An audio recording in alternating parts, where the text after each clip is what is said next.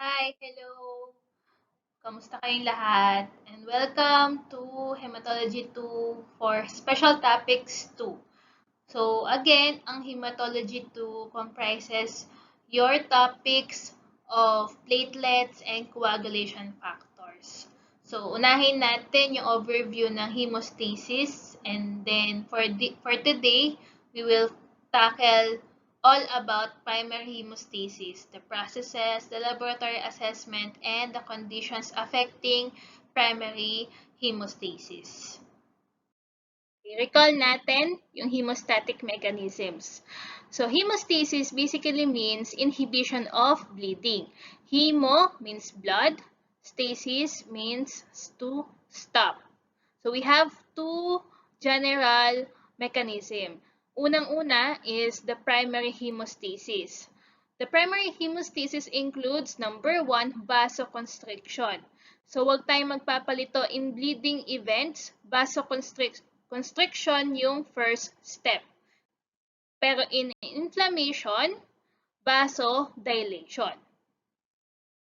The next few processes involves the platelet itself.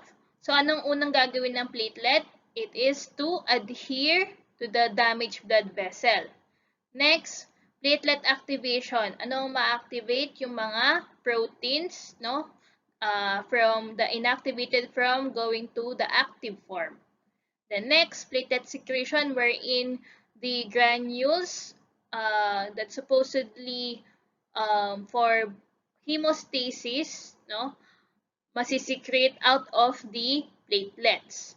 Then after that, magpe-platelet aggregation. So magkakaroon ng binding with all other platelet na dumating dun sa area of bleeding. And the final product of primary hemostasis is your platelet plug. Next mechanism is the secondary hemostasis, and this involves the roles of your coagulation factors. Meron tayong tatlong roles, di ba? Meron tayong for intrinsic pathway, extrinsic pathway, and common pathway. And then, ang end product ng secondary hemostasis is the stable fibrin clot. Balikan natin yung anatomy and histology of blood vessels. So, basically, it has three layers or tinatawag natin tunics. The innermost layer is tunica intima or tunica interna. And the covering or the lining epithelium is called endothelium, which composed of simple squamous epithelium. And in this area then, makikita ang ating Weibel pallid bodies, which serves as storage area of your von Willebrand factor. The next layer is the thickest because it contains the smooth muscle tissue. It is your tunica media. And the outermost is tunica adventitia or tunica externa. Dito naman makikita natin yung vasa vasorum. Ano naman tong structure na to? It is a specific structure for the supplier of blood to your blood vessel. Kasi hindi niya dapat kukunin yung blood supply coming from the inside of the lumen. Dapat ang gagaling ito dun sa vasa vasorum. Hindi niya dapat kinukuha yung laman niya na blood storage. Next, we will discuss the classification of your blood vessels according to structure. Arteries have the thickest tunica media, and it is considered as the distributor of blood because of its thicker portion of smooth muscle tissue, so kaya niya mag-pump ng blood across the body. Ang vein naman has thinner tunica media with valves.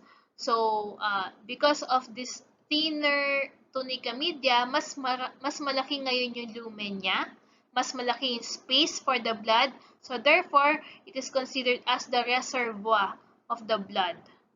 So, mas marami yung blood content ng mga veins as compared to your arteries. Capillaries naman is the smallest among the three, has the diameter of 8 micrometer, which is the same size of RBC average size.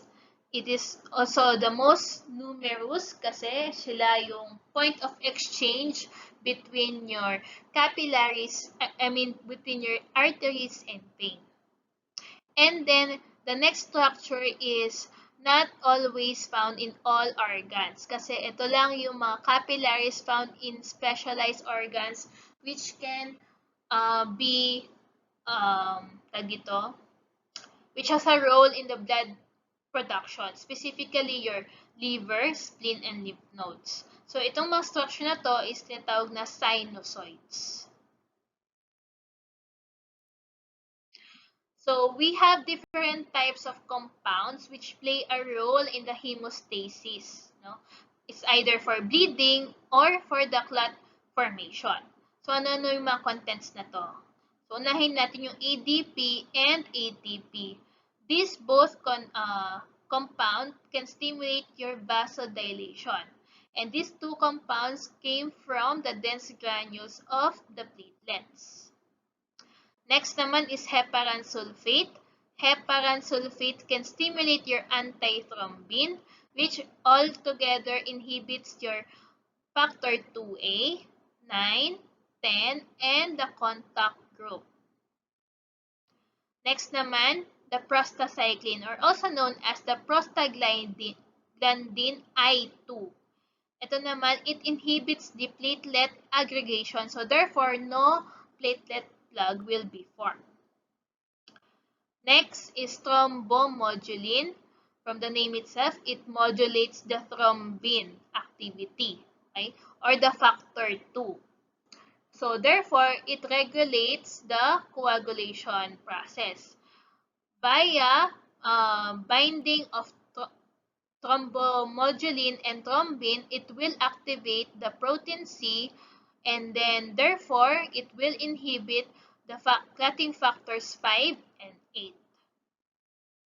Next naman is tissue plasminogen activator, or TPA, which from the name itself, it activates your plasminogen into plasmin, which is the major protein for fibrinolysis. Next naman, von Willebrand factor can be found in your blood vessel, and this can aid for your platelet adhesion, and it is considered as the carrier protein for the clotting factor 8. Another important to take note is this protein called EDA-MTS13, or protein which can activate the von Willebrand factor synthesis. Kung maalala nyo, no, the disorder affecting your ADA-MTS is what you call your TTP, or thrombotic thrombocytopenic purpura. So we have a deficiency of your ADA-MTS13 sa TTP.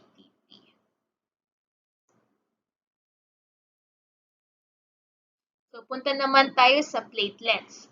It has three major functions. First, to preserve the vascular integrity by producing a lot of compounds that has a role in vascular integrity. Next, it can participate in secondary hemostasis. Remember, may mga content yung granules niya that has a major role in secondary hemostasis. Lalong-lalo na ang calcium, which is a content of your anong tawag dito? Dense granules. And then lastly, it forms a platelet plug, which is the final product of your primary hemostasis. To arrive for this three major function, meron tayong special feature of the platelets. Number one is it undergoes viscous metamorphosis. Anong ibig sabihin nito? From the stagnant or inactive form na spherical, okay, or discoid in shape, magiging, ano tawag dito, magkakaroon siya ng hair-like structure which can help with the formation of platelet plug.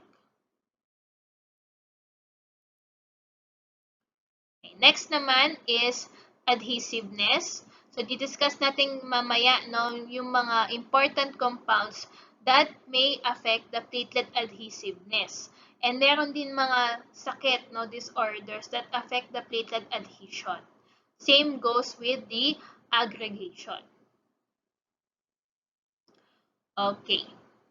So, we have a special feature of dito sa right side na to. Yung especially yung size.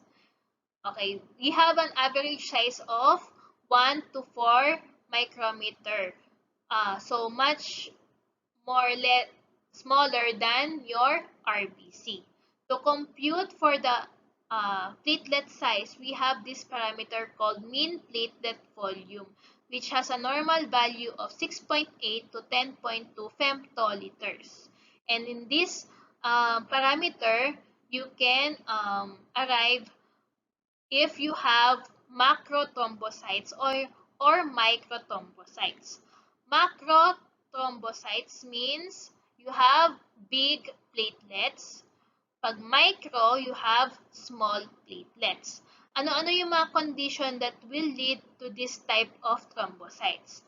Kapag big platelets, you may have Bernard-Soulier, gray platelet, or May-Heglin anomaly. Sa microthrombocytes naman, may mga condition na can eventually result to small thrombocytes. These are as follows: Wiskott-Aldrich syndrome, TAR syndrome, and torch infections. So, ang ibig sabihin ng TAR syndrome is Thrombocytopenia absent radius syndrome. So, mababa ang platelets mo at the same time, absent yung bone mo na tinatawag natin radius na nasa may upper extremity natin, nasa kamay natin. No? And torch infection naman, torch stands for toxoplasmosis, other infections, rubella, CMV, cytomegalovirus, and herpes simplex infection. So, meron naman tayong tinatawag na pseudo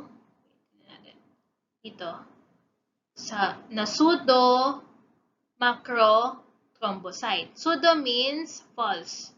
Okay? So, ano yung nagpapasudo macrothrombocyte? Ito yung kapag gumamit ka ng EDTA. Okay? And usually, pag pinabayaan mo yung blood sample ng more than 4 hours, it would tend to swell out your platelets. So, akala mo under microscope, malalaki talaga, and akala mo may condition yung pasyente. Yung pala, pinabayaan mo lang yung EDTA blood specimen mo ng more than 4 hours. So, let's proceed now with thrombopoiesis or megakaryopoiesis. The maturation time for platelets is supposedly 5 days. No? Ganyang kabilis yung turnover ng platelets natin. How about yung lifespan? So, iba-iba yung sinasabi ng mga books natin. No? According to Rodax, ang sabi is 7 to 10. Henry's naman, ang sabi 8 to 11. Brown's, 9 to 12. So, therefore, no, i-average natin na 7 to 12 yung buhay ng platelets sa bloodstream. And the hormone responsible for the production of your platelet is thrombopoietin, which can be produced by either your liver, primarily your liver, and the small amounts coming from the kidneys. And then meron tayong special process na only in platelets can be found. Ito yung endomitosis, which is the nuclear division without cytoplasmic division. Dumadami yung nucleus pero yung mismong cell hindi dumadami dahil walang cytoplasmic division. And therefore, with this process, ang isang megakaryocyte can produce a lot of platelets, up to 2,000 to 4,000 platelets per cell. And saan naman dinadala itong mga cell na to? Hindi lahat nakikita sa bloodstream. 1/3 makikita sa spleen, 2/3 naman makikita sa bloodstream. Balikan natin yung mga stages ng megakaryopoiesis. The youngest is megakaryoblast. Next is pro-megakaryocyte. Next is megakaryocyte. Next, meta-megakaryocyte. And lastly, your platelets or thrombocyte. In terms of nucleus, no, parami ng parami yan. So, single lang sa megakaryoblast, pro-megakaryocyte has 2, megakaryocyte has 3, meta-megakaryocyte has more than or equal to 4. Sa presence of naman ng granules, only megakaryoblast has absent granules. Ang start ng granules natin is pro-megakaryocyte. And sa brown, may other name itong first 3 stages natin. MK1, MK2, MK3. MK1 si megakaryoblast, MK2 si pro-megakaryocyte, and MK3 si megakaryocyte. And ito yung basis of the endomitosis. According to Brown, okay, ang megakaryoblast, dito nasa-start sa endomitosis. Pro-megakaryocyte, this is the last stage na merong endomitosis. Sa megakaryocyte, wala na. Tapos na ang part ng endomitosis. According to Brown, ito ang classification of the stages. So, lalahanin natin kanina, no? Ang pinakabata is megakaryocyte, pro-megakaryocyte, and megakaryocyte. So, sa brown, ito ang MK1, MK2, and MK3. So, sa tatlong ito, kailan magsa-start ang granules natin? Sa MK2 or pro-megakaryocyte. Okay. According to structure naman tayo. So, we can classify the structure according to the physical appearance under microscope and the functionality, no? According to their role in platelets. Sa microscopic structure naman, we can identify the chromomere and hyalomere. Chromomere is yung gitnang part, which is the granular part, yung nagte-take up ng stain. Si hyalomere naman, hindi yung nagte-take up ng stain. So, wala siyang kulay under microscope and it is considered as non-granular. According to functional zones naman, we have 4. Peripheral zone, Solgal zone, membranous system, and organelle zone. So, tingnan natin isa-isa yan. So, peripheral zone muna tayo. Dito makikita yung mga receptors natin or what we call the glycoprotein receptors. So, ito yung mga yan. So, we have receptor for von Willebrand factor which is glycoprotein 1B95. 2B3A is for fibrinogen and 5A is for thrombin. The next zone is Solgal zone. Dito naman, it maintains the shape of the platelets. Okay? So, we have 2 major cell structure that can maintain the shape of the platelet. We have microfilaments and microtubules. Sa microfilaments, meron specialized protein called actinomycin or in other books, thrombostenin. Magkaparehas lang tong dalawang ito. And this 2 protein is responsible for the formation of the clot retraction. Kapag pinag-uusapan natin ang clot retraction, so ganito yan, no? Kapag naka-standby lang yung blood sa ating test tube, no? Eventually, magpo-form yan ng clot. And kung mapapansin nyo, as it stored in a longer period of time, mas lumiliit yung clot formation. So, ito yung tinatawag nating clot retraction.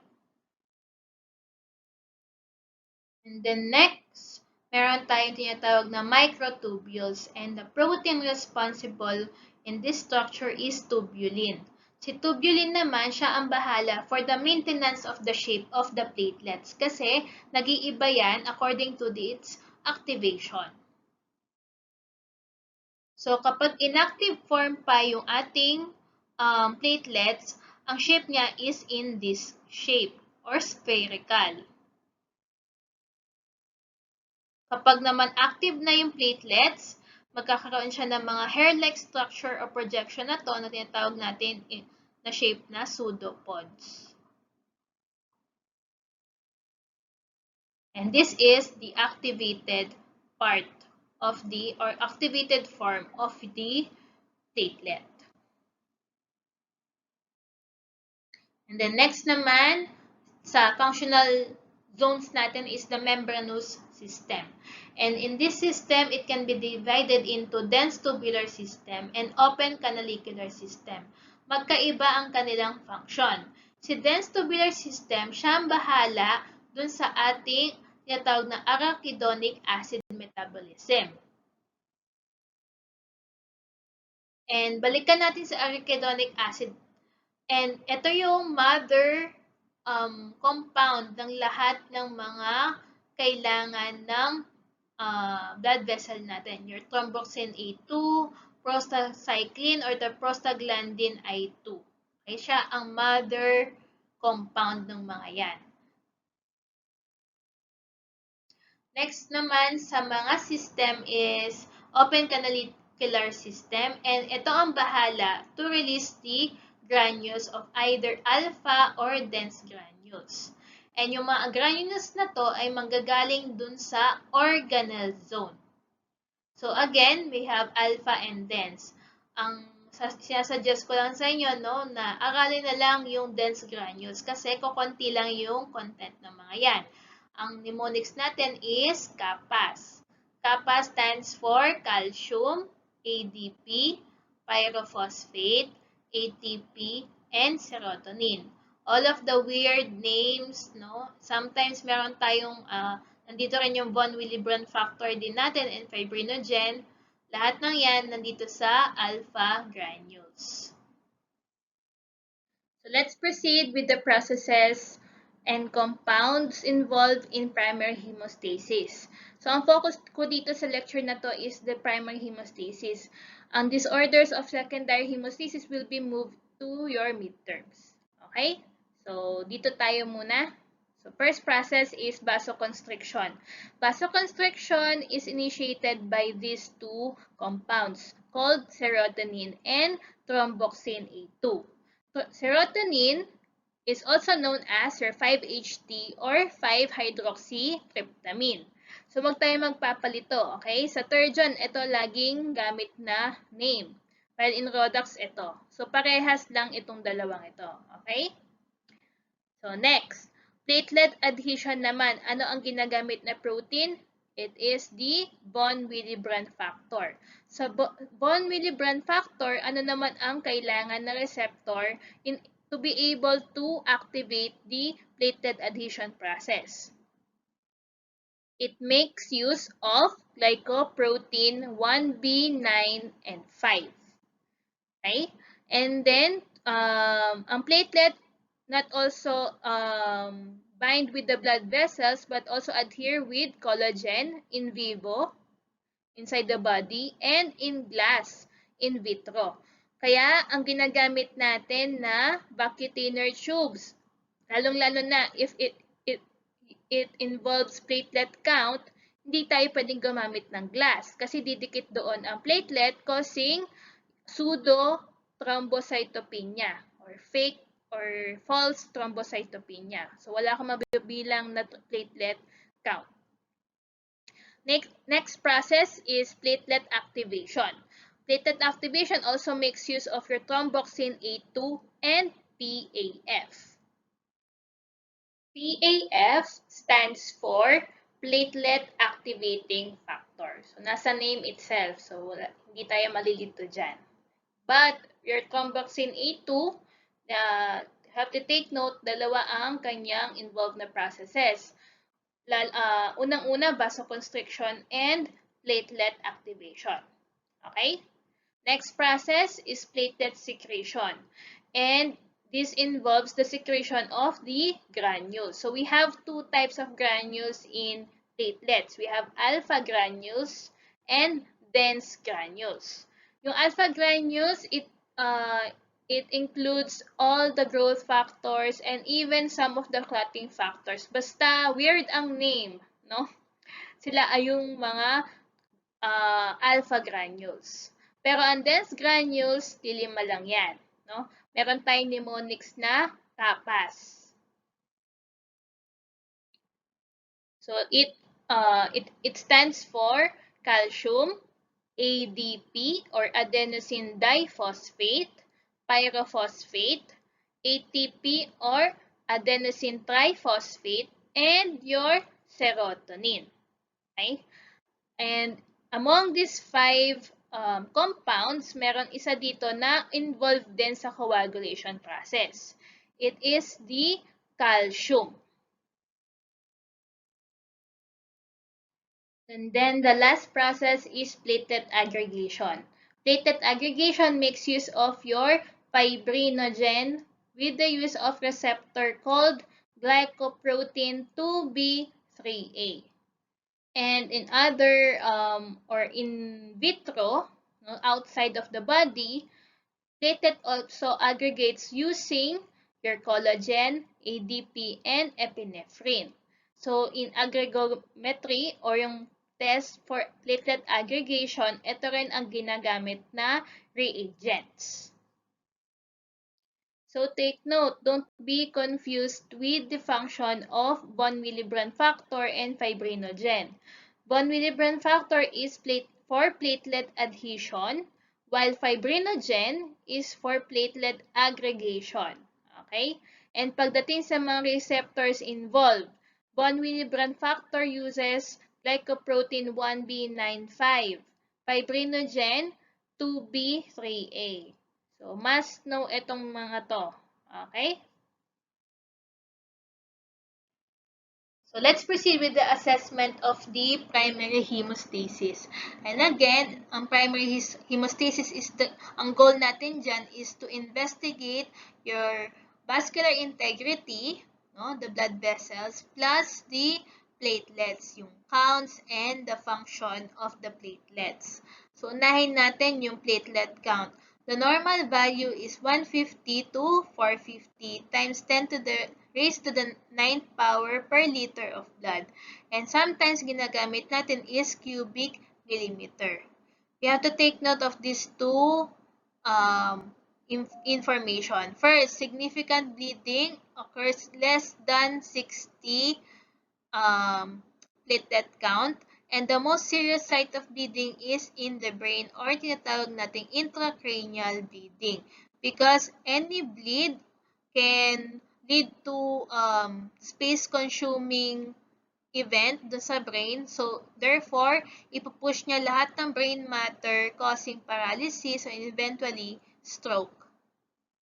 And we have two types of methods. We have indirect method and direct methods. So, in indirect method, you have to base your platelet count on the RBC counts. So, pag dito, gagamit ka ng peripheral blood smear, no? And ina-assume mo na per OIO, meron kang 1,000 RBCs. Okay? So, mag-observe ka ng 10 oil fields, and then bibilangin mo yung average number of the platelets.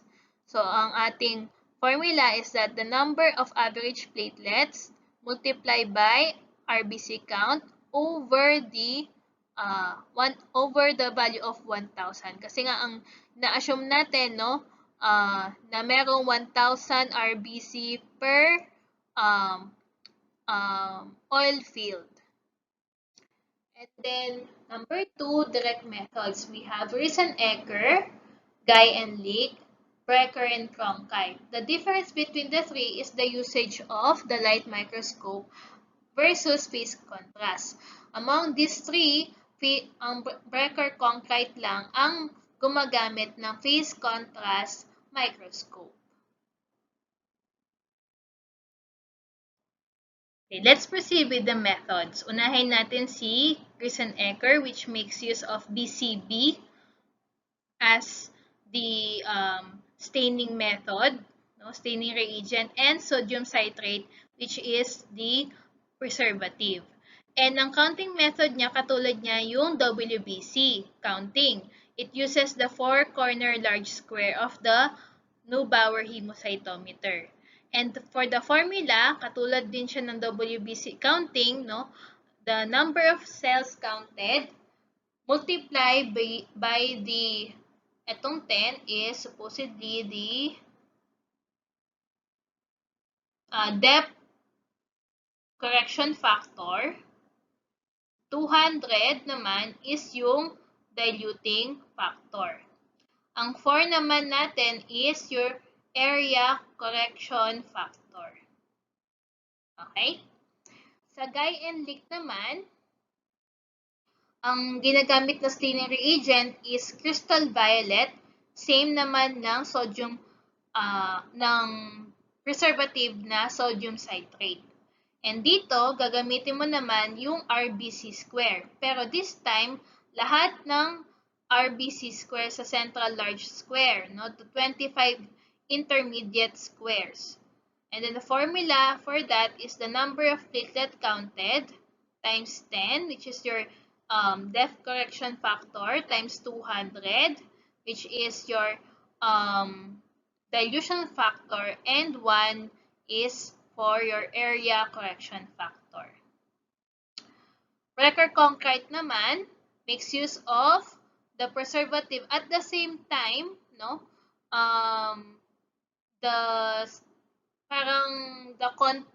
contrasting reagent for the phase contrast microscopy, which is the 1% ammonium oxalate.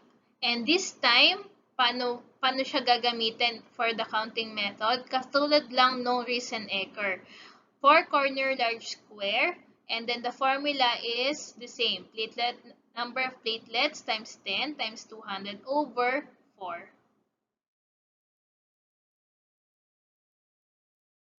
Okay. Next naman, ito madalas to ginagawa sa ating laboratory, the platelet count estimation. Lalong-lalo na kung very deranged yung nabasa ng machines. Okay? The normal value is that per oil field, may mababasa ka na 8 to 20 platelets. Okay? We have step-by-step procedure dito. So number 1, you have to scan 10 oil fields. And then, i-add mo lahat ng na-count mo, divide mo ng 10 to average all the counted platelets. And then, multiply mo yung average na yon by 20,000. And it is expressed by microliter. Okay, so ika-counter check mo ngayon yung nakuha mo dun sa nakuha ng blood analyzer. Okay? So, for the estimation, so meron tayong iba't ibang phase. Okay? So, ginrupo ko ito. So, mas madali, no? In the 50 yung kanilang common denominator. Okay? 0 to 49, marked decrease. 50 to 99, moderate. 100 to 149, slight decrease. 150 to 199, low normal. Ito naman sa side na to, ang common nila is per 200, no? Dito sa normal 200 to 400, slight increase 401 to 599, Moderate increase, 600 to 800. And marked increase is more than 800. So, pinaghiwalay ko sila kasi mas madali kung ganito. So, dito banda is by 50, dito naman is by 200. So, next in our platelet studies is to investigate the functionality of the platelets.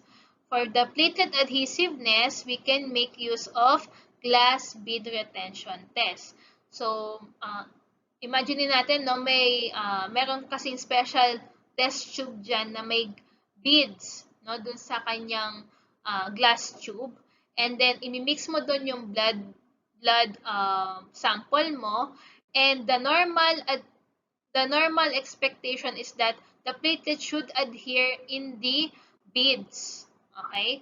Pero kung hindi nag-adhere yan, mababasa na madami pa rin na dun sa ating peripheral blood smear. Kasi gagawa ka muna ng peripheral blood smear and then mag-mix ka dun sa glass bead and then after that, gagawa ka ulit ng blood smear. So, dapat yung after blood smear mo is much more konti than the first blood smear. Kasi dumikit na lahat ng platelets dun sa beads. And hindi na ito masyadong ginagawa. No? It is obsolete laboratory test for the detection of von Willebrand factor. And this von Willebrand factor deficiency, and again, no, kasama siya dun sa platelet adhesion process ng platelets. Next is platelet aggregation. To test the ability to aggregate using the following reagents. Ang mnemonics natin dito is RACE. R, ristocetin, A, ADP, C, collagen, E, epinephrine. And we make use of a reagent called PRP or platelet-rich plasma. So, paano yan ginagawa? So, kukuha ka ng blood and you centrifuge it using 200 centrifugal force for 10 minutes. Next, with our platelet study is a mix of platelet / secondary hemostasis. So, bakit siya primary and secondary hemostasis ang clot retraction time? It is because clot retraction depends on the levels of your platelets, calcium, ATP, and fibrinogen, which is a part of the secondary hemostasis. Abnormal CRT or clot retraction time can be observed in the following. Thrombocytopenia, okay? Regarding dun sa ating levels of platelets.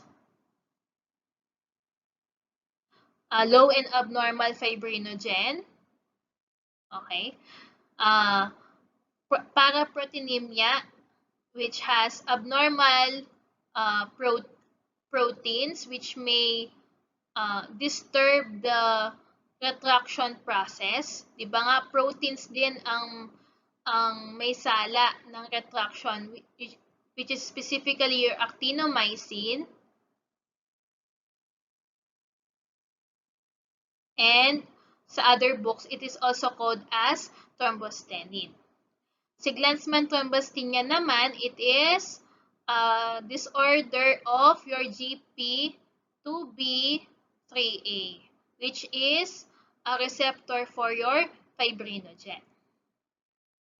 So we have a lot of methods, no? Didiscuss ko yung tatlong ito.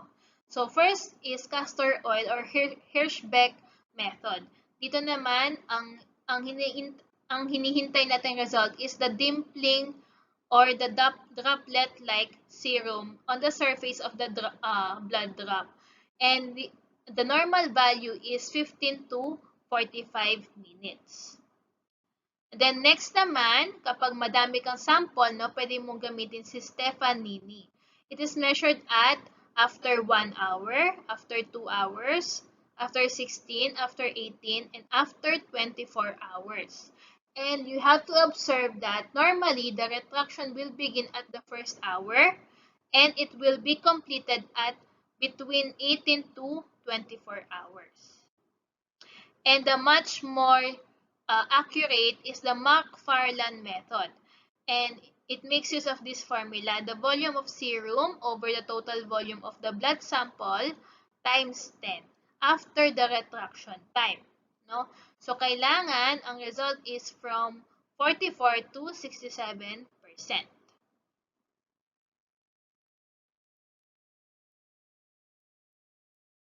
Okay, next naman, you can test for both platelets and vessels using these two methods, bleeding time and capillary resistance test.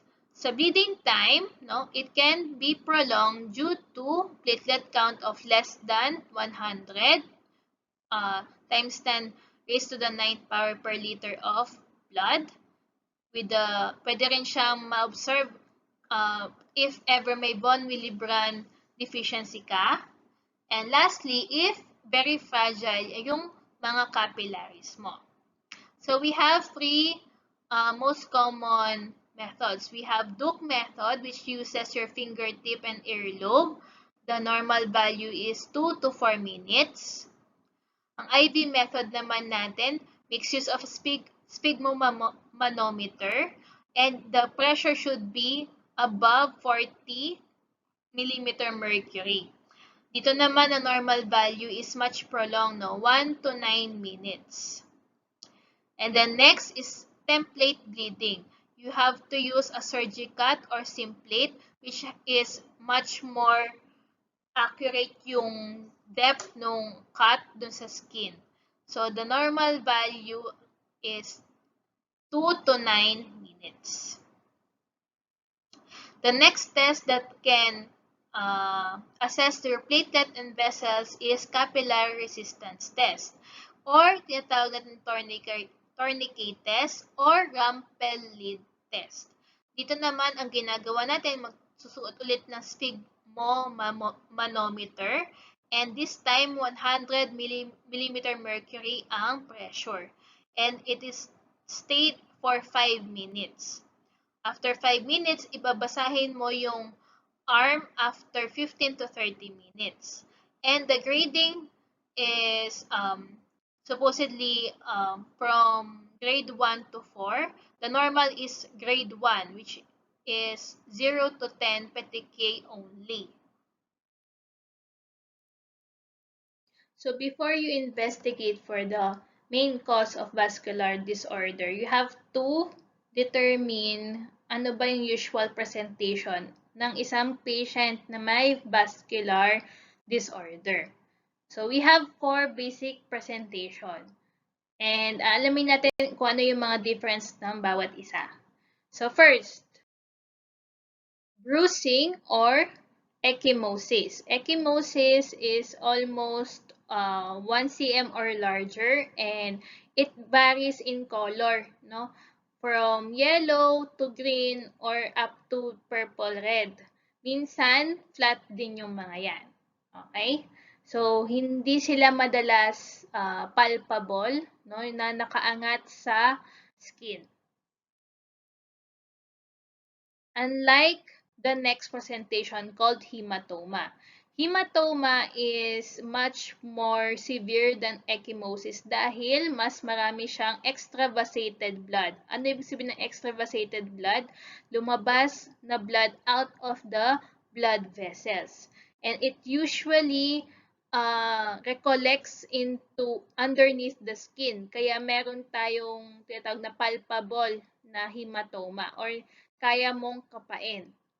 And minsan, no, itong hematoma, it also occurs in the organs or some of the tissue inside our body. It tends to clot, no? It will form a parang capsule surrounding the organ, which makes it more severe or fatal sa isang pasyente. Next presentation is petechiae. Petechiae is only pinpoint in size. Okay? Hindi yan lumalagpas ng 1 mm in diameter. It is usually reddish to purplish in color, no? Madalas mo yan makikita sa balat and mucous membrane. Ano ibig sabihin ng mucous membrane? Makikita mo yan sa oral cavity, ilalim ng dila, yung mga yan. And minsan, makikita mo sila sa, tawag dito, yung ilalim ng mata, no? Yan, pwede yan basta yung mga superficial na mucous membrane, doon mo sila ma-appreciate. Lastly, your purpura. Purpura is purplish in color and typically greater than 3 mm or more than 1 cm din. Okay? And yung difference between purpura and ecchymosis is that purpura, dumadami yan. No? Akala mo nagmumukha silang rashes na malalaki. Okay? Okay, and it also occurs in mucous membrane and skin na katulad ni petechiae. Si ecchymosis, pwede single spot lang yan. Si purpura, madami. So mamaya, papakita natin yung mga conditions presenting this kind of symptom or signs. Osler-Weber-Rendu disease. So this condition is most common inherited vascular disorder. And in this case, no, yung ating malformation is caused by the deficiency of your smooth muscle in the blood vessels. So itong mga telangiectasia, makikita natin sa mga mucous membrane, lalong-lalo na sa oral cavity. So dito sa first sa first set of pictures, itong left side, no? Ito yung may HHT. Okay? Makikita natin sila under the lower lip and dun sa tongue. So kapag ang normal actually ito dapat, no? Naggamot na siya dito sa right picture. So kung mapapansin niyo yung difference, no, meron tayong mga petechial rash supposedly, no, kapag may HHT. Next condition is hemangioma thrombocytopenia syndrome or also known as Kasabach-Merritt syndrome. In this case, no, meron tayong hemangioma. Ano ibig sabihin ng hemangioma? Tumor siya ng mga blood vessels plus bagsak na counts ng platelet or also known as thrombocytopenia. And madalas din na nagkakaroon sila ng mga bleeding symptoms such as petechiae, purpura, and purpura. So, in clinical setting, yung mga may Kasabach-Merritt syndrome, actually lumalabas yan out of the womb, no? Dala-dala nila yung hemangioma. And possible yan na lumalaki ng lumalaki, no? Kasi patuloy yung blood supply dun sa tumor ng blood vessel. Okay?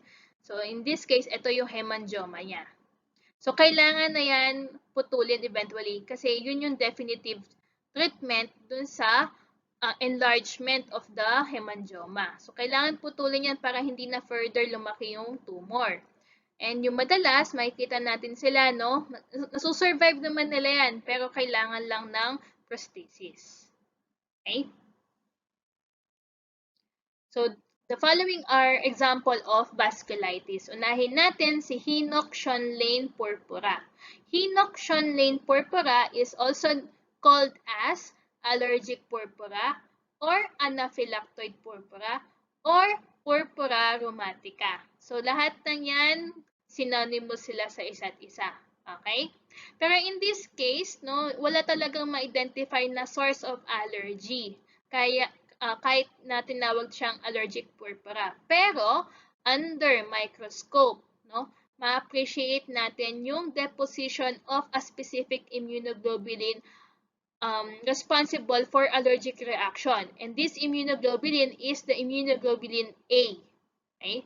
So sobrang daming immunoglobulin A, tinawag na rin siyang allergic purpura or anaphylactoid purpura. In this case, madalas mo rin sila makita sa mga bata up to teenage years, no? 2 to 20 years old.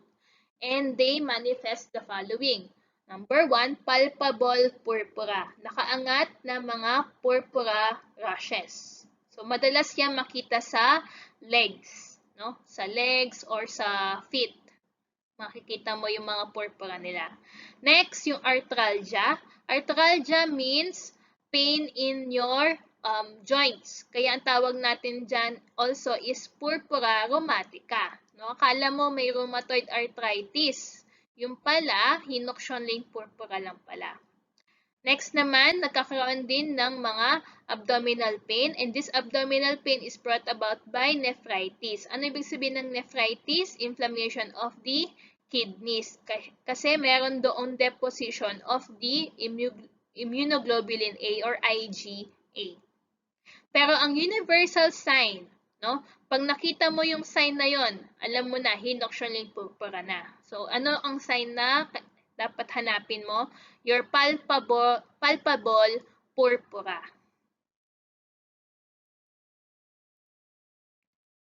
Next naman, the following are your disorders of perivascular tissues. Unahin natin yung mga hereditary or namamanang disorders, such as your Ehlers-Danlos syndrome. Ehlers-Danlos syndrome involves hyperextensible skin, no? Kayang ma-extend, no? Ng away from the body, hypermobile joints, and bleeding tendencies. And the genetic mutation in Ehlers-Danlos is the deficiency of your peptidase. And peptidase is involved in the activation of the type 3 collagen. So, kung deficient ka sa peptidase, deficient ka rin sa type 3 collagen mo. So, in actuality, no, ito yung ating actual patient na may hyperextensible skin. No? And then, meron din kayong, siguro some of your classmates can do this trick, no? Merong hypermobile joints, lalo na sa thumb area. Okay? Baka, no, mosaic form kayo ng Ehlers-Danlos. Ang ibig sabihin ng mosaic form, it is not a full form of the disease. Next is your pseudoxanthoma elasticum or PXE. It is also known as Cronblood-Strandberg syndrome. So, trying hard maging German. Anyway, genetic mutation naman natin dito is calcification of elastic fibers due to the accumulation of fibroblasts. So, naninigas yung mga elastic fibers, therefore, walang elasticity, no, dun sa ating blood vessels. And kailangan yung elasticity na yon para mag-dilate and mag-pump ng mabuti yung blood so that yung blood flow maganda. Okay? The presentation in patient is usually yung meron arteriosclerosis or sclerosis means hardening, no? So, pag naninigas yung arteries, no, nagkakaroon ng narrowing of the lumen of the artery. Okay? So, madalas sa mga to, nagkakaroon sila ng hypertension, no? Then next, plaque chicken skin. So, imagine niyo yung chicken na tinanggalan natin ng feather. So, makikita niyo yung balat niya is very rough and elevated. And then next, claudication. Ano ibig sabihin ng claudication? Ang patient na merong PXE, nagkakaroon ng pain or cramping immediately after the initiation of exercise. Madali siyang mangalay or even magkaroon ng pain sa mga muscles. This is due to the decreased blood flow dahil nga numinipis yung ating mga arteries during PXE.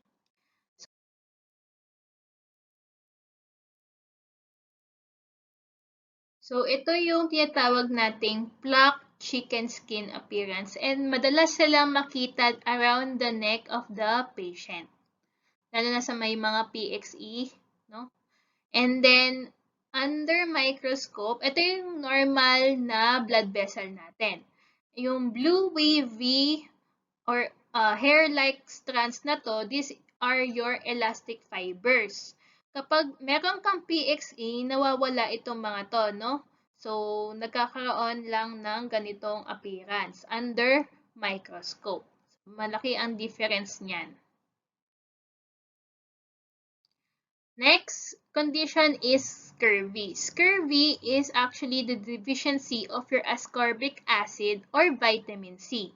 So, kailangan itong compound na to for the hydroxylation of pro-collagen to convert this into an active form called collagen. No? Pro-collagen is inactive pa kasi. So, kailangan yan i-activate using ascorbic acid. And this abnormal collagen, no, kapag wala kang ascorbic acid, can result to capillary fragility, no, delayed wound healing, and bleeding tendencies which can be seen as bleeding gums. Yan. Ito yung example of a scurvy. So, anong difference between your gingivitis and scurvy? Di ba sa gingivitis, usual yan, no? Dumudugo during dito, habang nagtututbrush ka. Kapag ang patient mo na may gingivitis, yan. Pag may trauma, no? Pag kumakain ng food, yan. Kapag kumakagat ng mga, halimbawa apples, may makikita kang bleed, no? Baka gingivitis lang yon. In scurvy, kahit walang intervention, kahit hindi ka nagtututbrush, hindi ka kumakain, nagbe-bleed yung gums mo. So, yun ang main difference between your gingivitis and scurvy. Next is senile purpura, or also known as solar purpura or actinic purpura. And the main cause of senile purpura is the loss of collagen and elastin. Senile means being old. Okay? So, madalas yan makita sa mga elderlies. And makikita mo sa mga kamay nila ganito, no? Kung may mga lola at lolo kayo, no, doon sa bahay niyo, ma-appreciate nyo itong mga spots nila. And this is actually purpura, no? And specifically your senile purpura. Okay, but we have to take note, no? Elderlies are more predisposed to thrombosis rather than bleeding tendencies actually, no? Kaya hindi sila pwedeng bigyan ng mga, kunya, pag may purpura, ibig sabihin, di ba, may bleeding. So, magbibigay ka ng mga clot former medication para hindi mag-bleed. Pero, ang mga elderlies, bawal sa mga ganong gamot dahil mas predisposed sila to thrombosis. No? So, mas kailangan nila actually na clot thinner, no? Rather than the clot former medications. Okay, ang dami kong nabanggit na conditions, right? Pero, ito ang mga board exam must know. So, better start right now, no? Kung may time kayo, gawa na kayo ng mga, tarpaulin, Manila paper na may mga nakasulat na mga notes. Okay? So, panahon na. This is the best time to start your collection of Manila papers with board exam must know. This is the best time kasi pagdating sa internship, may face-to-face na, sobrang busy na yon. Okay? So, unahin natin, ito, no? Hulaan natin ano yung mga disorder na to. Number 1, lax peptidase, which converts procollagen to collagen, and ang manifestation is increased vascular fragility. So, ano yan? It is the Ehlers-Danlos syndrome. Next naman, increased fibroblast in elastic fibers causing calcified and stiff vessels. So, this is pseudoxanthoma elasticum. Next question, deficiency in vitamin C, which is needed for collagen synthesis. And in patient, it is commonly seen as bleeding gums. So, this is scurvy. Next, there is a degradation of collagen and elastin, most commonly seen in old patients. So, old yan. So, this is probably the senile purpura. Next naman, also known as Osler-Weber-Rendu disease. And in this disease, the vessels are so thin due to lack of smooth muscle. This is the most common inherited vascular disorder. Hereditary hemorrhagic telangiectasia. Okay, next naman, quantitative problems naman tayo. Unahin natin yung low platelet count or also known as thrombocytopenia. We have five mechanisms of causing your thrombocytopenia. Unahin natin yung decreased production. Sa decreased production, we have aplastic anemia. Aplastic anemia means there is a low production of all blood vessels. Okay? A means absence, plasia means production. So absence of production. And we have thrombopoietic disorders as well. No? Meron tayong problem dun sa thrombopoiesis solely. So discuss natin yan mamaya.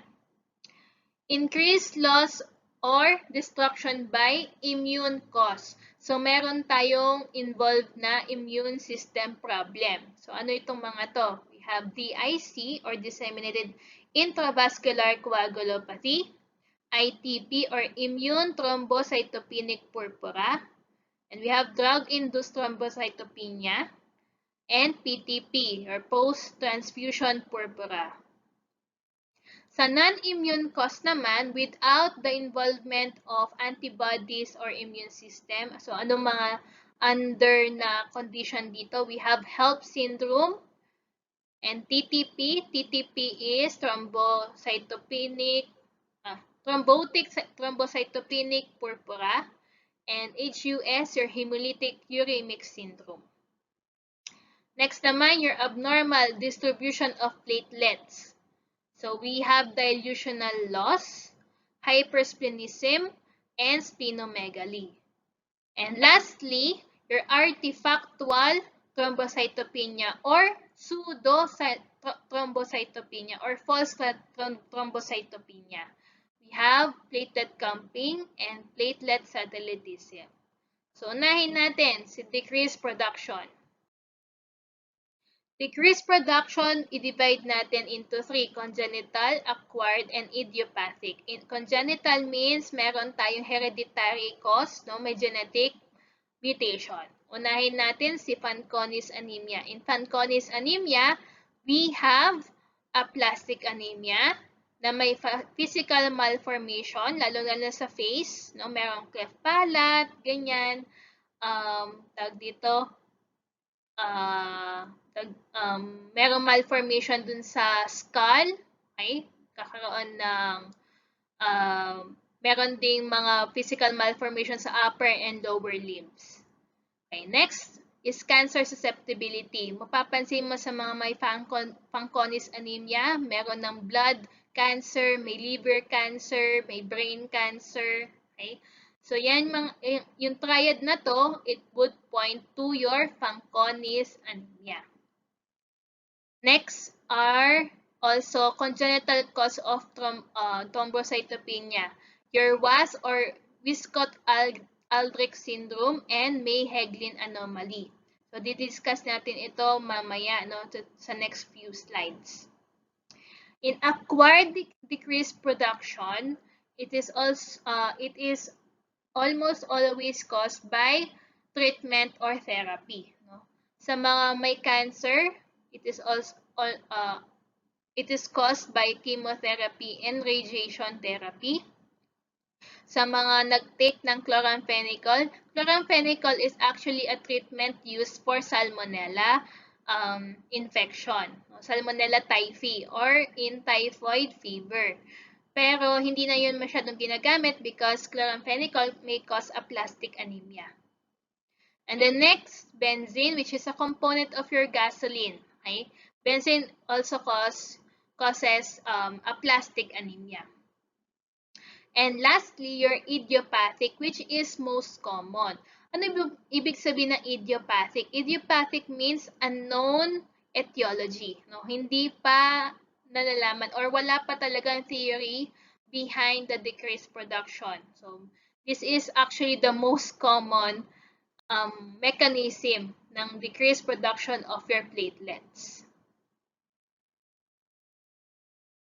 Okay, discuss natin si Wiskott-Aldrich syndrome. It is the triad of thrombocytopenia, immunodeficiency, and eczema. So we have the mnemonics TIE, T-I-E. Okay? So the genetic cause in Wiskott-Aldrich syndrome is the deficiency of your WASP or the WASP protein. And this protein is involved in the development of your platelets. Kapag wala ka nito, nagkakaroon ng reduce in number and the size of your platelets. So ang term dyan is microthrombocytopenia. Ano naman yung Mendelian inheritance pattern ng Wiskott-Aldrich syndrome? It is X-linked recessive. X-linked, kapag X-linked, always males are commonly affected. Bakit recessive? Diba? Recessive is loss of function. Madalas dyan kapag may deficiencies. So, X-linked recessive yung mga yan. Next is May-Hegglin anomaly. Sa May-Hegglin anomaly, there is a disordered precipitation of your myosin heavy chains found in your endoplasmic reticulum. And the main cause of this precipitation is a defect in the gene called MYH9. And overall, no, makikita mo sa patient, there is thrombocytopenia due to the premature release of the platelet from the bone marrow, and meron tayong giant platelet. So, overall, no, meron kang thrombocytopenia and giant platelet. So, ang term dyan ay macrothrombocytopenia. Okay? So, magpapalito in Wiskott-Aldrich syndrome, we have micro. Sa May-Hegglin, we have macrothrombocytopenia.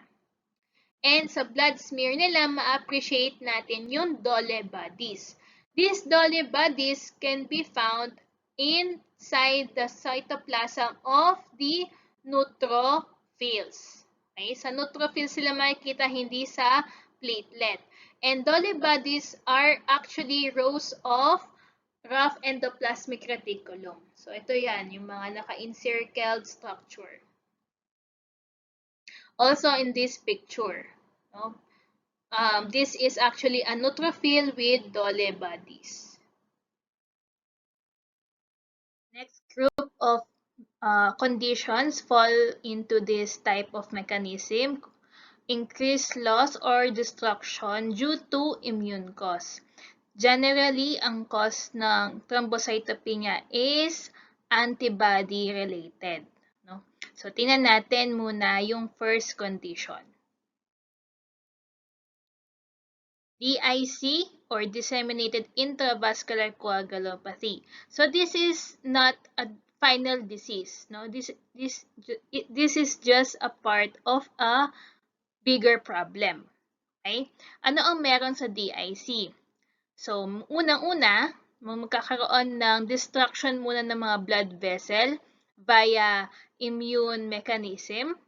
And then, yung destruction ng vessels na yon, it will activate the coagulation pathway. So, una muna, syempre, gagawa ng platelet plug. So, mauubos muna si platelets.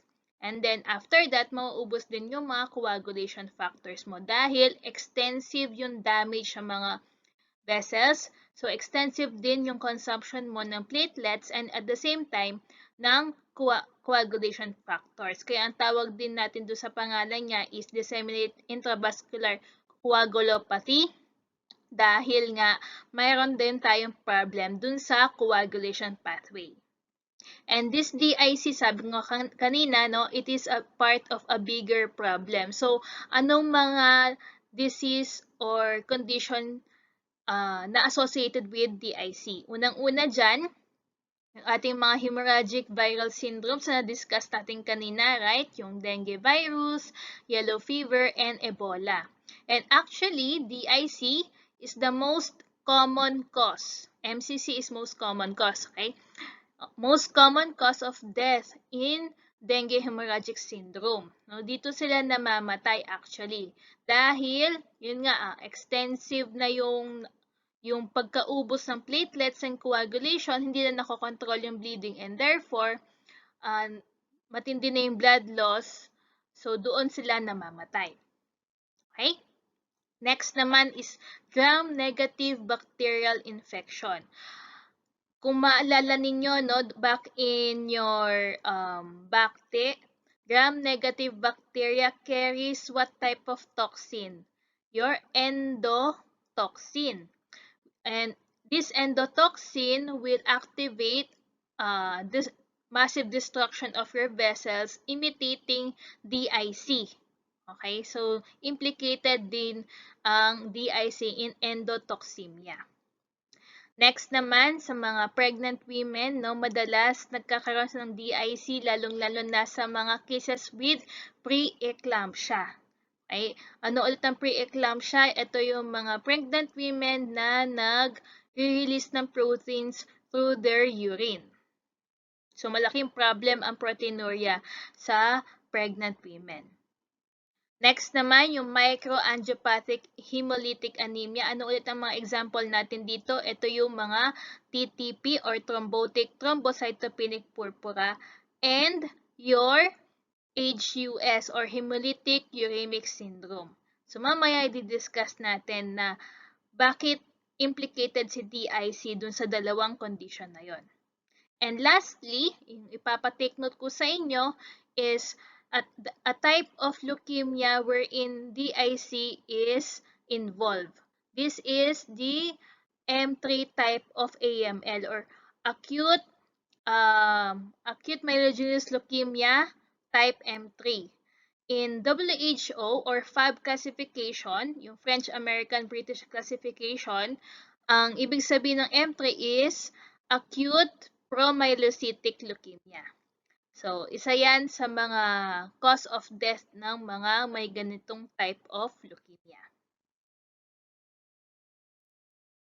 To simplify the process of disseminated intravascular coagulation. So, ganito nangyayari, no? In these patients, nagkakaroon ng mas maraming formation of clots rather than the breakdown of clots. So, walang balance. Okay? Walang homeostasis dun sa clot formation. Anong ibig sabihin ngayon ng maraming clot formation? Okay? So, number one, dahil nga widespread yung clotting, nagkakaroon ng thrombus or obstruction dun sa ating mga vessels. Pag nagkaroon ng ganitong obstruction, walang blood flow na pupunta sa mga organs causing ischemia or loss of blood supply and oxygenation. So, namamatay yung mga organs ng mga pasyenteng suffering from DIC.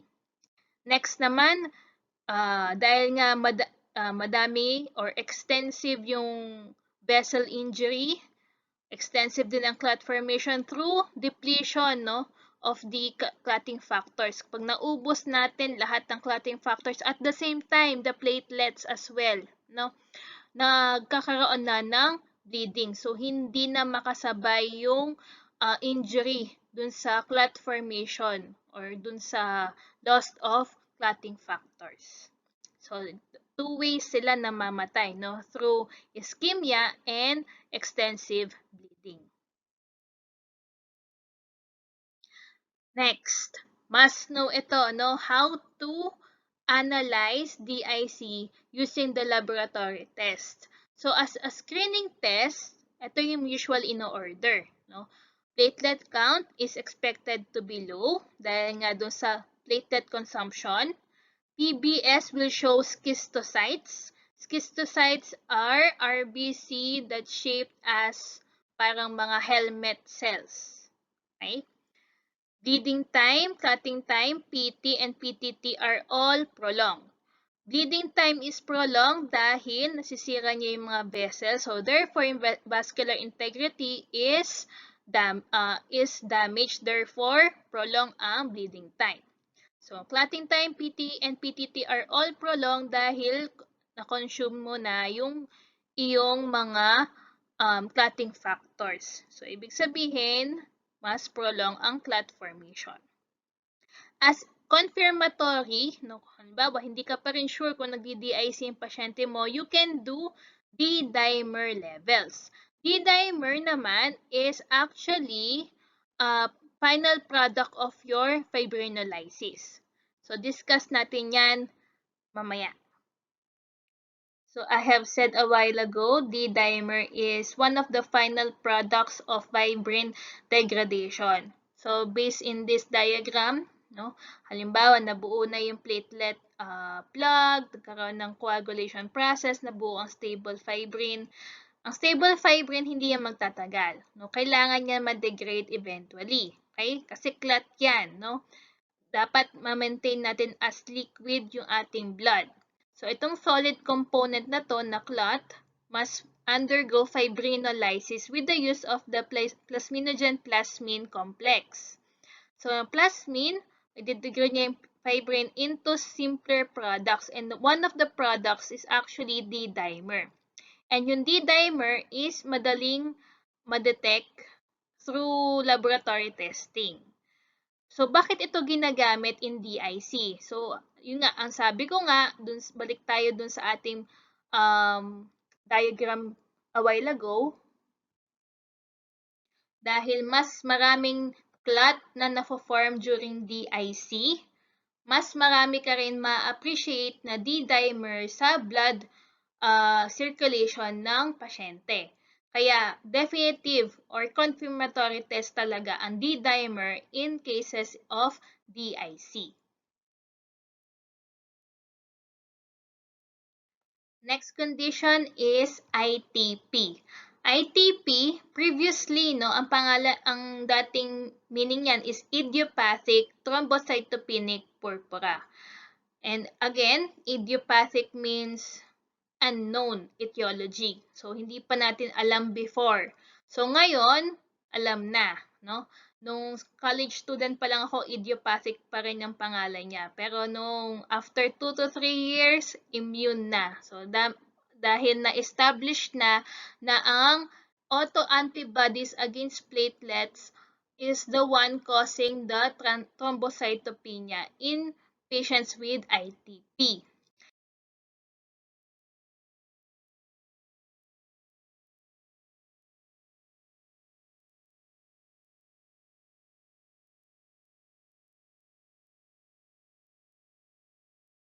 So, sa mga bata, this is the most common cause of thrombocytopenia.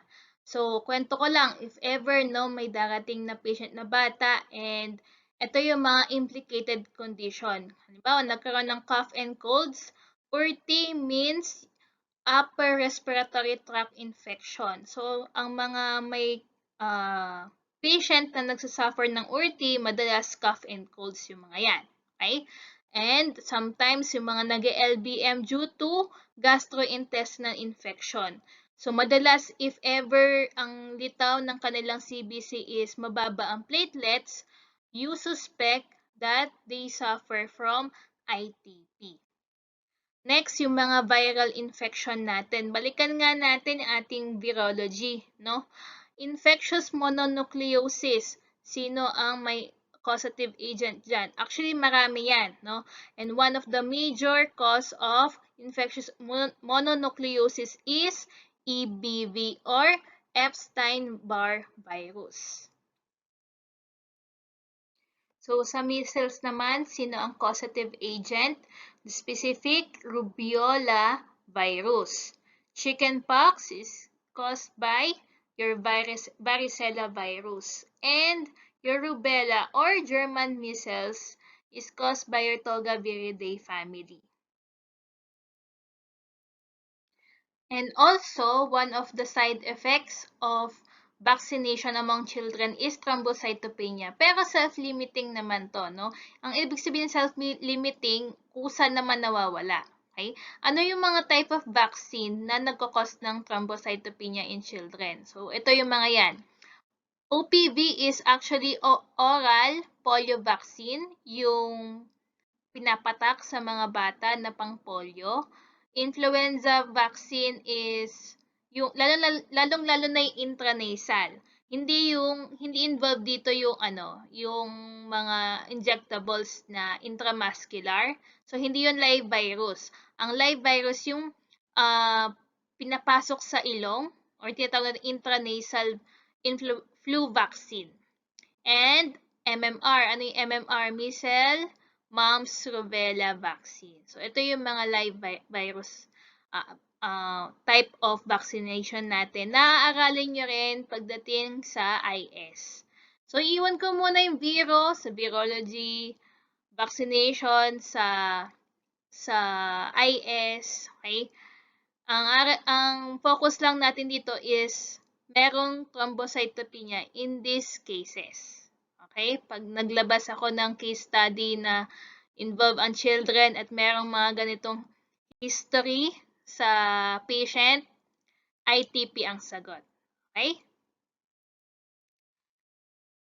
So, next is drug-induced thrombocytopenia. So, na-discuss natin kanina yung chloramphenicol and your benzene. So, chloramphenicol and benzene causes bone marrow toxicity. So, therefore, decrease yung production ng mga blood cells kasama dyan ang platelet. Okay? Pero si heparin, very specific sa platelet.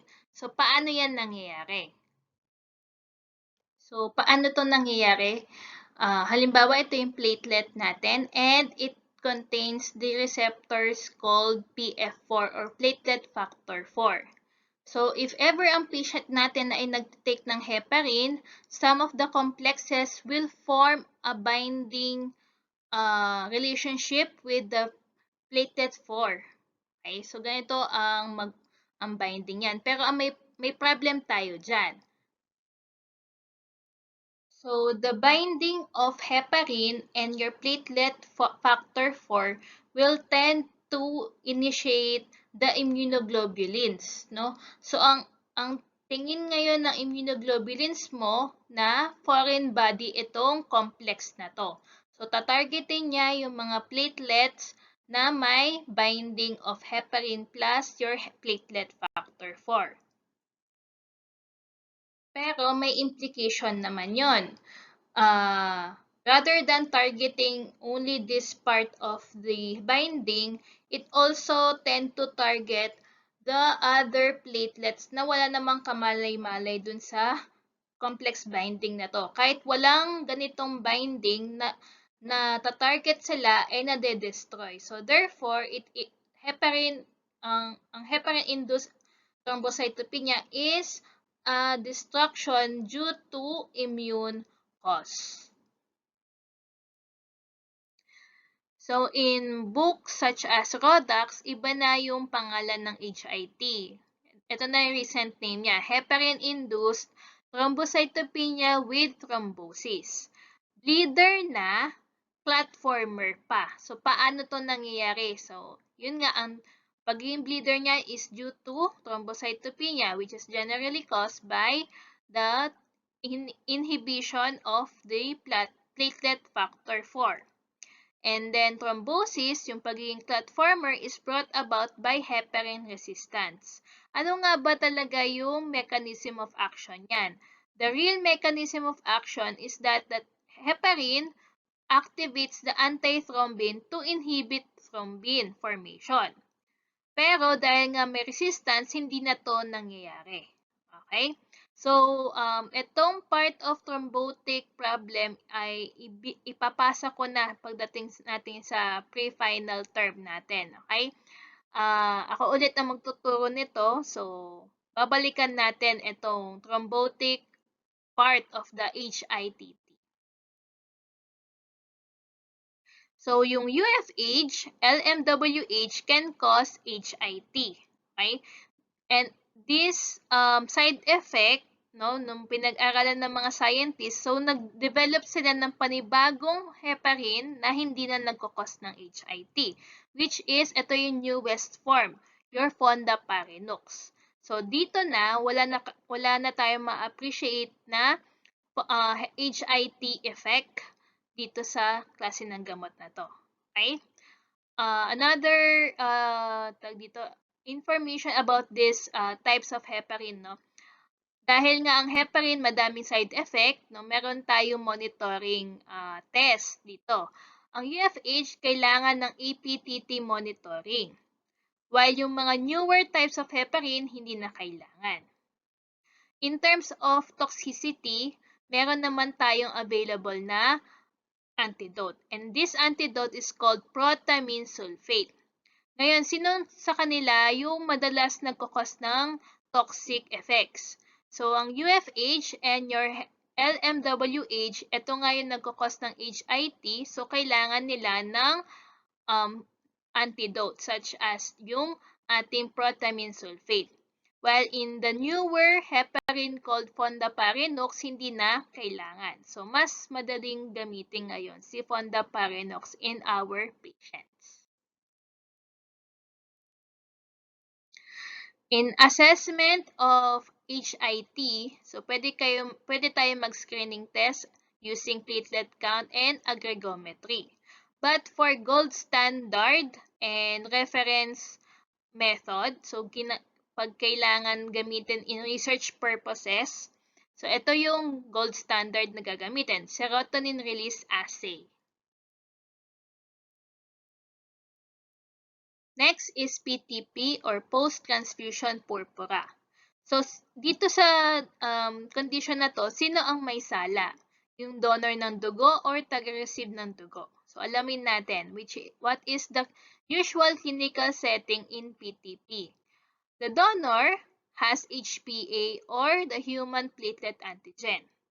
The recipient develops alloantibodies against HPA. Ngayon, yung antibodies na yun will target all the platelets that is found in the blood bag. So, sisirain niya, therefore, mawawala ngayon yung mga platelet na dapat i-receive niya. So, sino ang may sala sa dalawa? Si donor ba o si recipient? Si recipient yung may sala dahil ang HPA is actually a natural occurring antigen. No? Natural yan. Lagi tayong meron yan. Ang hindi normal is to develop antibodies against it. Okay?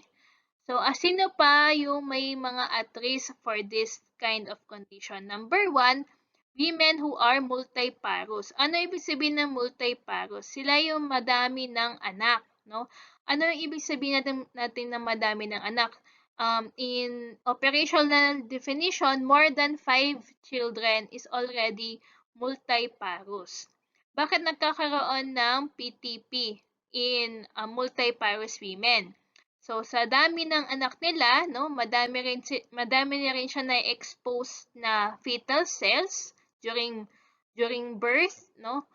And then, itong mga fetal blood na to will help the mother to develop antibodies against the fetal blood. Okay? So, mas kawawa ngayon yung mga succeeding children niya. Okay? So, mas nagde-develop ngayon ng antibodies si mother. So, sa mga later pregnancies niya, mas lalong prone siya to develop PTP. Next, eto nga, patients who underwent several blood transfusions, no? Nalilito na ngayon yung immune system niya kung magde-develop ba o hindi kasi iba't iba yung mga antigen na present sa mga blood bags. Okay, tapos na tayo sa mga immune cause of thrombocytopenia. Punta naman tayo sa mga non-immune cause or wala ang kinalaman ang antibodies or immunoglobulins. So, sino ang may sala? Titingnan natin yan. Unahin natin si HELLP syndrome. HELLP syndrome stands for yung H, hemolysis. EL is elevated liver enzyme. LP is low platelet. So, para mas madaling tandaan, these are the 3 criteria to diagnose this syndrome. Kailangan may ongoing hemolysis, may presence of elevated liver enzymes and low platelets. So, paano natin yan i-request sa ating laboratory? To check for hemolysis, you have to check also for the hemoglobin levels, and you have to expect the low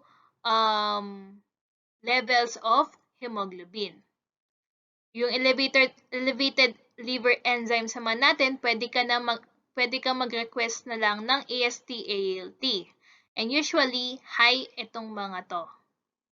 And then, for the low platelet, syempre platelet count. So, low ang ine-expect mong results. Okay? So, therefore, in HELP syndrome, tatlo lang yung pwede mong i-request. Hemoglobin, AST/ALT, and platelet count. So, balik tayo ulit dito, no? Ang HELP syndrome is seen in patients with preeclampsia. And preeclampsia, nangyayari yan sa mga buntis na umiihi na kasama ang proteins, which is what you term as proteinuria. Okay? So, anong kasama dito sa preeclampsia spectrum na to? So, unang-unang nangyayari dito is that there is a microvascular injury. Maliliit na blood vessels. And then, kapag extensive na yung mga injuries sa mga maliliit na blood vessels, nagkakaroon na tayo ng hemolysis, no? Extravasation of blood from this vascular injury.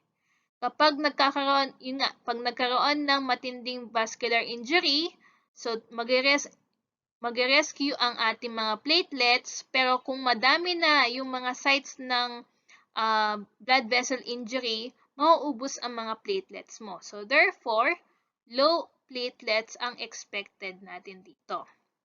And then, dahil nga hindi na makapag-jive or hindi na makapag-comply yung ating mga platelets dun sa injury, tuloy-tuloy yung hemolysis, nagkakaroon ngayon na multi-organ microvascular injury.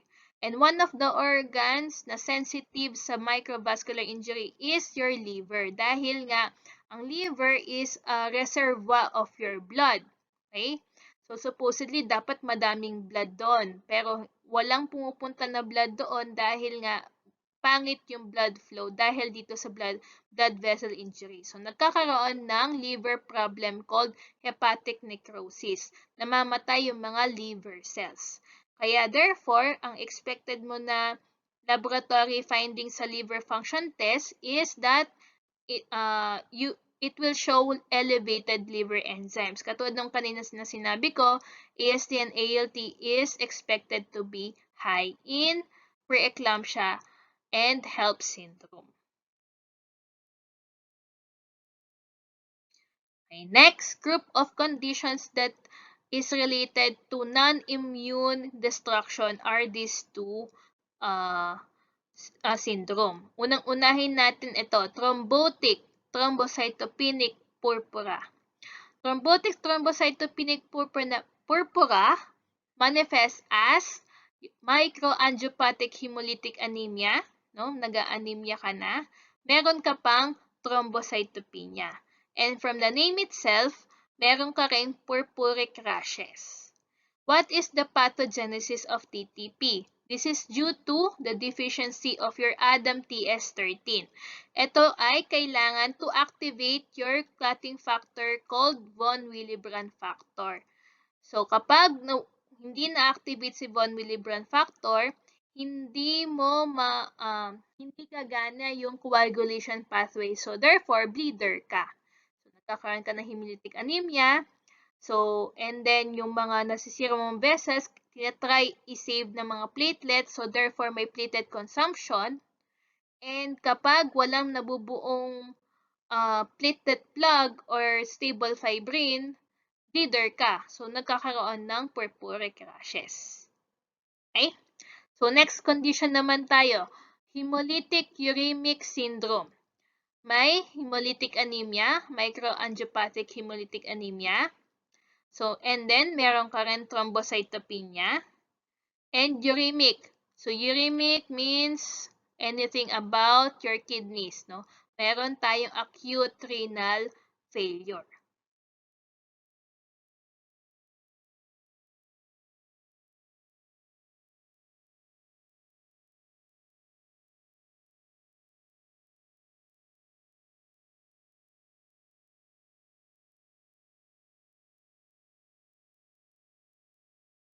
And this HUS is brought about by a bacterial infection, specifically your enterohemorrhagic Escherichia coli or EHEC strain 0157H7.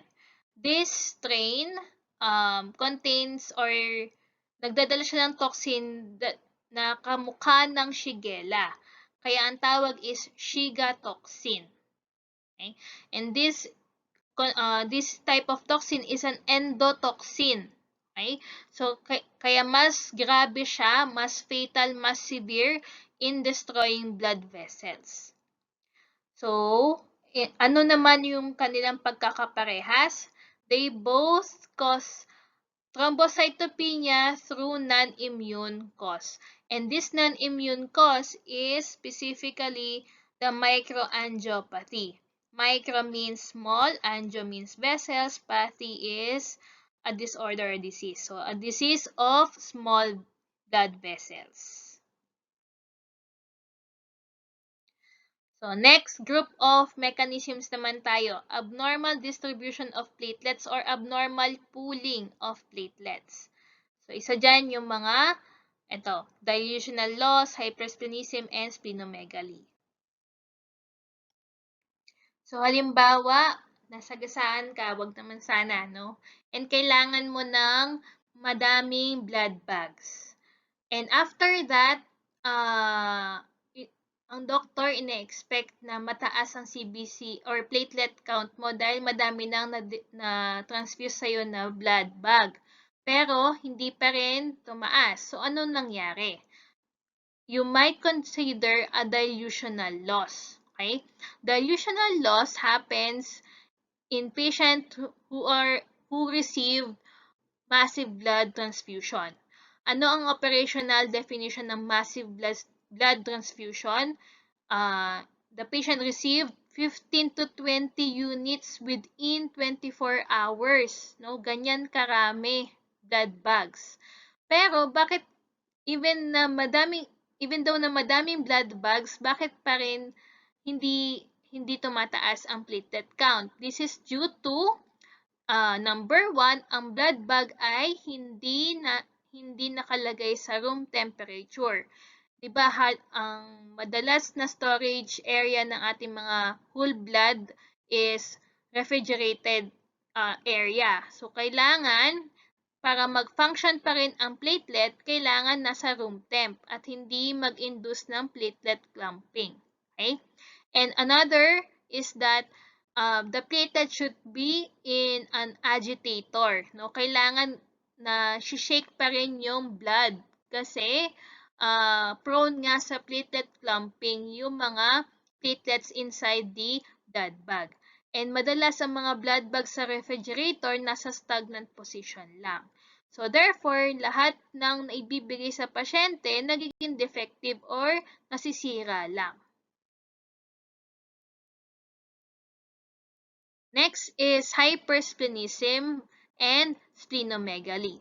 These both condition causes thrombocytopenia. So, halimbawa, no, splenomegaly. Splenomegaly strictly refers to the size, no? Enlargement lang ng spleen. But kapag yung activity ang pinag-uusapan, halimbawa, overactivity, hypersplenism ang better term. These two condition will cause an abnormal pooling. Ano ibig sabihin ng abnormal pooling? Di ba ang ating normal distribution of platelets is that 2/3 dapat ang nasa bloodstream, 1/3 lang ang nasa spleen. Kapag napagbaligtad natin to, nagkakaroon nga tayo ng abnormal pooling. And this exchange of values nangyayari in these two conditions. Pag lumaki ang spleen, mas maraming storage area for platelet. Kapag hypersplenism naman, overactive. So, kain siya ng kain ng platelet sa loob. So, therefore, nagiging baligtad yung ratio.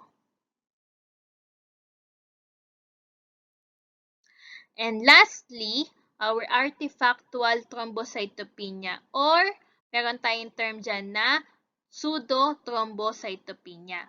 Pseudo means false. So, hindi talaga totoong may thrombocytopenia ang pasyente. So, one of the weird phenomenon that is happening in pseudo-thrombocytopenia is platelet satellitism. Your platelet tends to surround the neutrophil, ang tinatawag natin rosetting. No? Parang they form a rosette form or parang floweret formation. Okay? Paano to nangyayari? Ang blood sample mo ay ginamitan mo ng EDTA preservative. And sometimes, no, EDTA tends to initiate IgG coating of your platelets, and this coating will bind to the receptors found in your WBC. Okay? Madikit, so nagkakaroon ng parang madikit na sensation yung platelet towards the IgG, and these two complexes nagiging madikit ulit towards the WBC's membrane, lalong-lalo na sa mga neutrophils. Okay? So, anong gagawin mo para ma-prevent natin yung ganitong type of phenomenon? You recollect na lang using sodium citrate, which is okay pa rin naman. Next naman to our quantitative problem is thrombocytosis. Cytosis means increase or predominance of thrombocyte or platelet. So, in RODAX, ang operational definition is that the platelet count must be over the upper limit of 450 times 10 to the 9 power per liter of blood.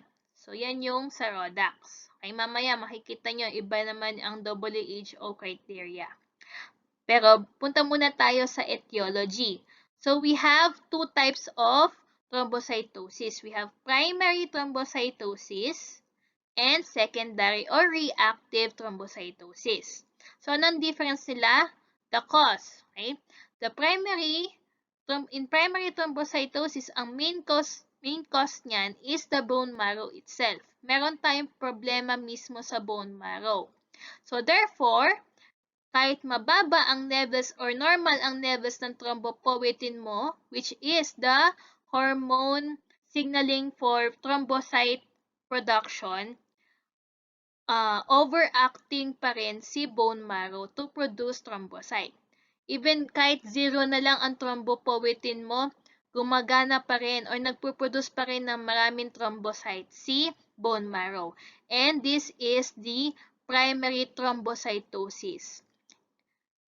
This is also seen in one of the myelodysplastic syndrome called essential thrombocythemia. Sa secondary or reactive thrombocytosis naman, may nangyari which causes your bone marrow to produce a lot of thrombocyte. And one of the signals is that there is a high levels of thrombopoietin, which happen in your blood malignancies. And in other causes naman, normal ang thrombopoietin mo, but still madami kang thrombocyte. So, meron tayong abnormal pooling in splenectomy. So, hindi na, ano ang ibig sabihin ng splenectomy? It is a surgical removal of your spleen. So, therefore, wala na yung 2/3, 1/3 ratio natin. Lahat ngayon ng thrombocyte mo nasa bloodstream mo. So, 100% nasa bloodstream. So, therefore, meron kang mataas na platelet count, which is an example of a secondary thrombocytosis. So, balikan natin si primary thrombocytosis or also known as essential thrombocythemia or essential thrombocytosis. The main cause or genetic mutation in this type of problem is there is an alteration of hematopoietic cells. Ang mga cells mo ngayon is overly sensitive to thrombopoietin even in small amounts. Kaya in laboratory, the expected results are as follows. Madami kang platelet count pero low to normal ang thrombopoietin mo.